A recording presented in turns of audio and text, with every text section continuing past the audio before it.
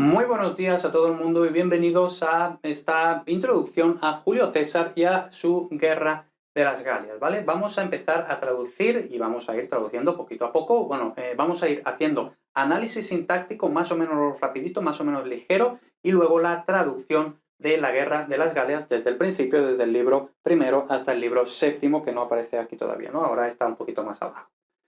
Esto, lógicamente, es una obra bastante larga, bastante extensa, por tanto nos va a llevar bastante tiempo traducirlo todo, pero bueno, empezamos ahora, ¿vale? Importante, antes de empezar con esto, lógicamente tenemos ya que saber bastante latín, ¿vale? Como mínimo, tenemos que haber hecho la primera parte del curso de latín desde cero. Y la primera parte me refiero a la parte, vamos a decir, fundamental. Si no me equivoco, son los 22 primeros módulos, ¿vale? También es deseable que antes de empezar con esto hayamos practicado bastante con traducciones más fáciles, más guiadas, más, más paso a paso, etcétera, ¿vale? Aquí, como digo, lo que vamos a hacer es analizar sintácticamente bastante rápido, no vamos a analizar morfológicamente, todo eso tiene que ocurrir aquí de forma inmediata, y luego el análisis sintáctico bastante rapidito, y luego vamos a ir traduciendo y comentando alguna cosilla que haya que ir comentando, ¿vale? Y antes de empezar ya directamente con el texto, vamos a hacer una breve introducción a Julio César, a la Guerra de las Galias, todo eso, ¿vale?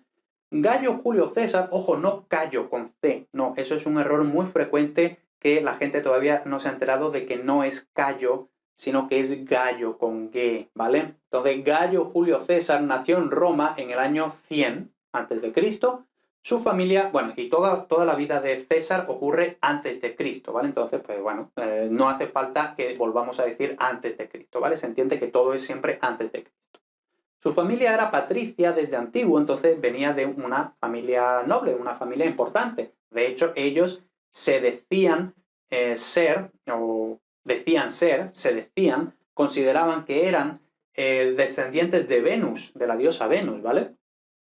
Su familia era patricia desde antiguo, por lo que fue perseguido en su juventud por los silanos. Los silanos, bueno, el dictador Sila, que, bueno, había estado en contra también de la familia de César, de Mario, etc. No vamos a entrar ahí tampoco, ¿vale? Lo buscáis en Wikipedia. Sila, Mario, guerras silanas, guerra civil, Gallo Mario, etc., ¿vale? Tras la muerte de Sila, volvió de Asia, donde había comenzado su carrera militar, y volvió a Roma, donde empezó la política, ¿no? Muchas veces, bueno, me imagino que siempre, ¿no? Y sobre todo en esta época, antes de dedicarte a la política, primero tenías que haber destacado en la guerra, ¿vale? Y si sobrevivías a la guerra y habías destacado, entonces te podías dedicar a la política, ¿vale? Fue cuestor, edil, pontífice máximo, pretor y propretor, ¿vale? Entonces fue prácticamente todo lo que se podía hacer. En el año 60, ya con 40 años, ¿no?, hizo un acuerdo secreto con Pompeyo y Craso, ¿vale? Entonces el famoso Pompeyo y el famoso Craso, ¿vale? Y esto es el primer triunvirato. Si no sabemos lo que es el primer triunvirato, pues también lo buscamos en Wikipedia. Fue cónsul en el año 59, cónsul es ya lo máximo que podía ser, ¿vale? Cónsul era algo así como casi como el rey, ¿vale? Por supuesto, en Roma no había reyes ni nada de eso, ya en la República, que estamos en época de la República, del fin de la República, el final de la República. Fue cónsul, todavía no estamos en el imperio, lo que quiero decir, ¿no? Pero ahí anda la cosa, ¿no? Los dos cónsules, porque había dos cónsules simultáneamente, eran los dos más importantes, ¿vale? Y en el 58 fue procónsul de Iliria y la Galia romanizada, es decir, la Galia cisalpina y la Galia narbonense. Luego empezaremos a ver precisamente el famoso inicio del primer libro de la Guerra de las Galias, empieza diciendo la Galia está dividida en 3 partes, etc. Y esas 3 partes son las 3 partes que todavía no estaban romanizadas, las que todavía no estaban dentro, no eran la provincia de la Galia romana, sino que era otra cosa, ¿no? Ya iremos viendo. Bajo el pretexto de revueltas en las fronteras de su jurisdicción, inició una guerra. Entonces vemos que era muy frecuente en la antigüedad y todavía hoy, ¿no?, que para tú empezar una guerra tienes que buscar un pretexto. Pretexto es el eufemismo de excusa, ¿vale?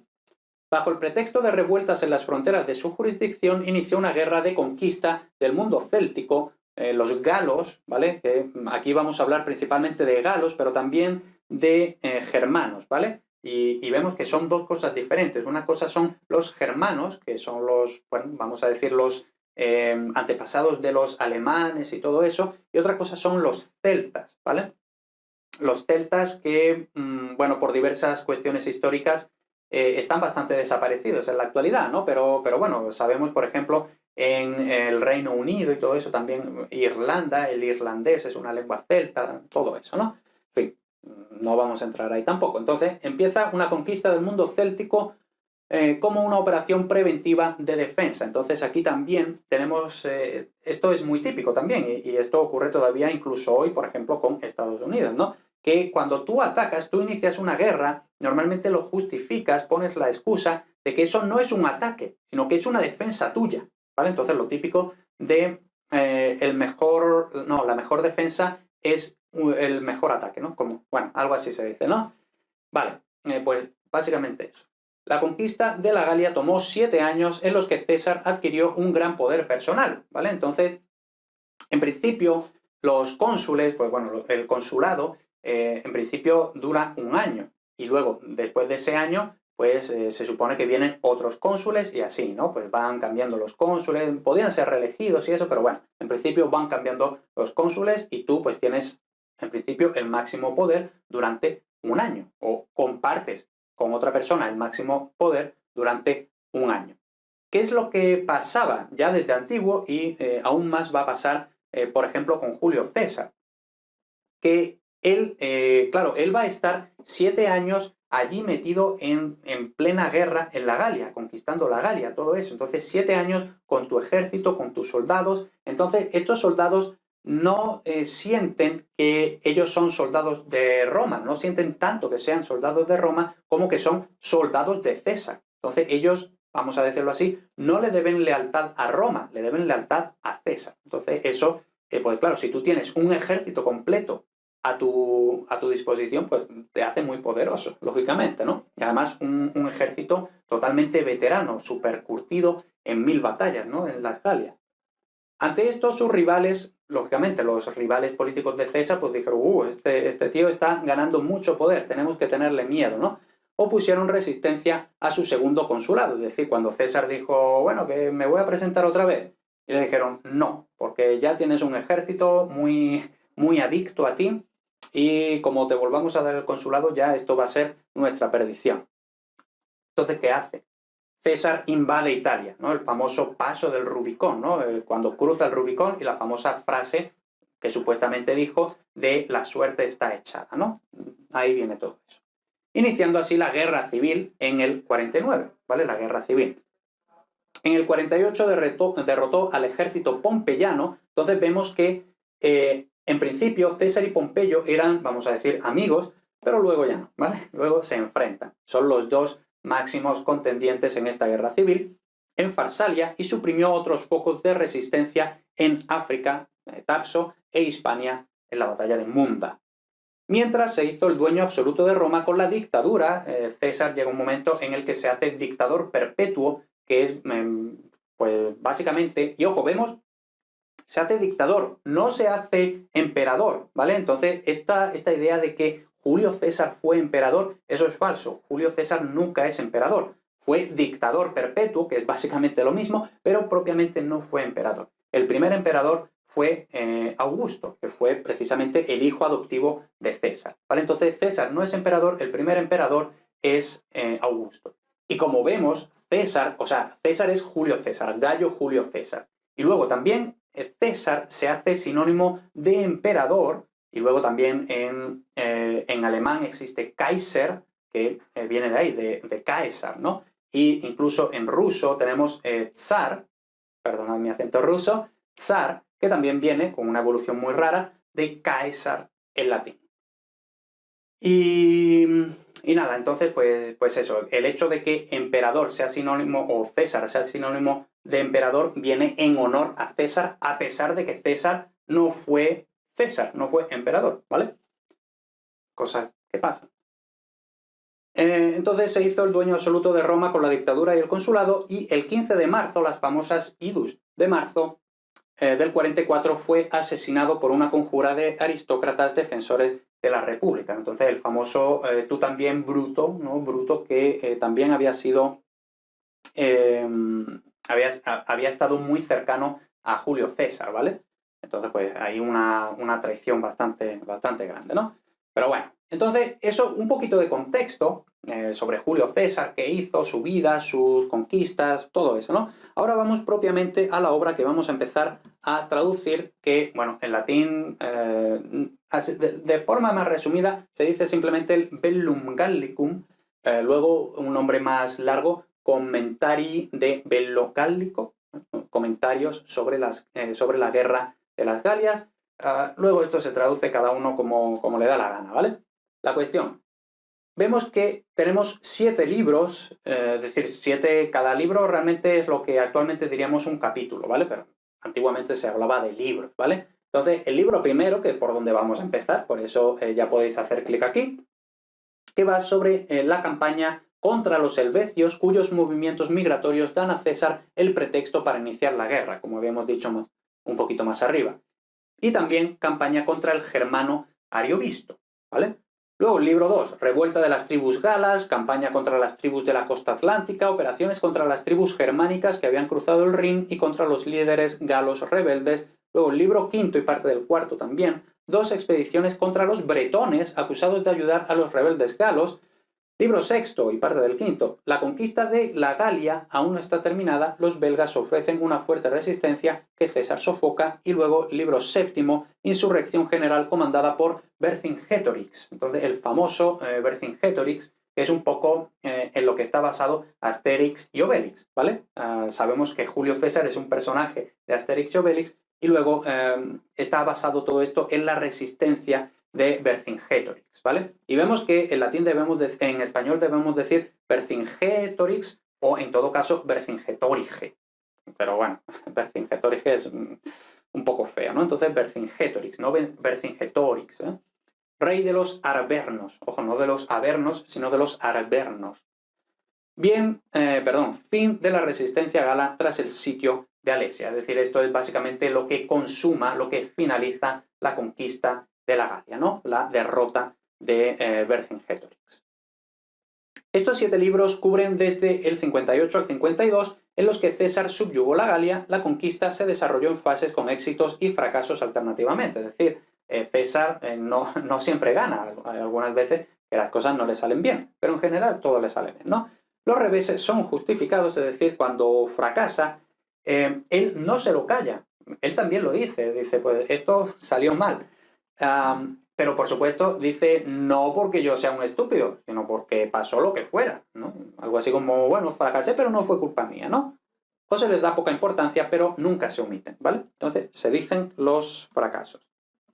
Algunos dicen que se escribió de una sola vez en el año 52-51, es decir, que él cuando ya había terminado en el 52, entonces lo escribe todo de corrida, mientras que otros aseguran que se fue escribiendo progresivamente durante los inviernos. Es decir, él, pues, conforme iban pasando las cosas, las iba escribiendo en invierno. Ahora, ¿por qué en invierno? Y esto es importante también cuando vayamos traduciendo. La guerra en la antigüedad normalmente se hacía en los periodos que no fueran de invierno, básicamente porque en invierno no se podía combatir, ¿vale? Entonces, el invierno era, normalmente los ejércitos se retiraban a los campamentos de invierno. Entonces, en invierno no se luchaba, entonces César tenía más tiempo y se ponía a escribir, ¿vale? Invierno a invierno. Esta última opción, la de que escribía poquito a poco en los inviernos, es la más plausible, la más posible, por varios motivos, como la evolución en el estilo, es decir, si todo se hubiera escrito a la vez, de una sola vez, pues el estilo de los 7 libros sería más o menos uniforme. Mientras que si se fue escribiendo prácticamente en 6 o 7 años, eso significa que en 6 o 7 años el estilo de una persona al escribir y en su estilo de pensar, etcétera, ha cambiado mucho de un año a otro, ¿no? Desde el estilo más llano de los puros commentari, ahora vamos a ver un poquito qué es esto de los commentari, hasta un estilo más adornado con más vocabulario y sinónimos propio de la historia. Su comandante Aulo Hircio escribió el libro 8, ¿vale? Entonces vemos que hablamos de 7 libros, pero luego la Guerra de las Galias también tiene de hecho un libro octavo, pero este libro octavo no fue escrito por Julio César, sino por su comandante, ¿vale? Que, bueno, por enlazarlo con lo que luego ocurre en el Bellum Civile, es decir, la guerra civil, ¿vale? La guerra civil es posterior a la guerra de las Galias y a ese hueco temporal que había entre la guerra de las Galias y la guerra civil fue rellenado por este libro octavo, ¿vale? Entonces, los commentari de César. El término commentarius indica un tipo de narración intermedia entre la simple recolección de datos, notas personales, informes al Senado, etc., y su elaboración artística propia de la historia, con la elaboración estilística y retórica. Es decir, tú puedes escribir pues una especie simplemente de diario o una especie de checklist, de lista de comprobación, ¿no? Pues hoy hemos avanzado 100 pasos, hoy hemos cogido no sé cuántos kilos de trigo, lo que sea, y una lista y ya está. Entonces eso es la simple recolección de datos, y luego la historia es, pues, por ejemplo, lo que hace Salustio, es decir, escribir de historia, pero con un propósito también literario. Entonces los comentari es algo intermedio, ¿vale? Es decir, no tan detallado, no es que sea no detallado, sino no tan con ese afán literario, pero tampoco un punto detrás de otro, ¿no? Sino algo intermedio, ¿vale? Esos son los comentarios.